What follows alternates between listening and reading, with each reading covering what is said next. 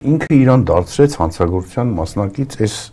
գրառմամբ։ Սա սկրինշոտ արեք, որտեղ վաղը մեղադրեն, որ դες բան չկա։ Ինչի եմ ասում, ինքը իրան մեղսակից։ Այսինքն իրանք այդ ժամանակվանից արդեն որոշած են եղել, որ իրանք վեհապար Հայրապետի եւ հայ առաքելական Սուրբ եկեղեցու նկատմամբ նման ոտնձգություններ պետք է անեն։ Այսինքն դա կանխամտածված, ոչ թե որովհետև եպիսկոպոսատ ժողով պտիլներ, ոչ թե որովհետև ինչ որ մեկին պիտի կարգալույց անեին ինքը դիմեր դատարան եւ դրա համար վարույթ, այլ իրան կանխամտածված Տիկին Աննայի գրածը դա է նշանակում։ Հիմա Արա Զոհրաբյանը ինչու ինքը չի վերցնում հենց այս փաստը, այս հանգամանքը եւ գնում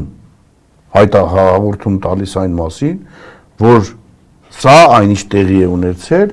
Տիկին Աննայի եւ իր ամուսնու կողմից նախորդ կանխամտածված դավադրություն է եղել հայոց Հայրապետի եւ հայ առաքելական Սուրբ եկեղեցու նկատմամբ։ Շատ հետաքրքիր է, այսինքն մարդը մատնել է, որ իրանք ի սկզբանե ունեցել են սատանայական ուրեմն մղումներ եւ այդ սատանայական մղումները իրանք արտացոլել են իրանց նույնիսկ նկարվելու պարագայում եւ այլ պարագաներում։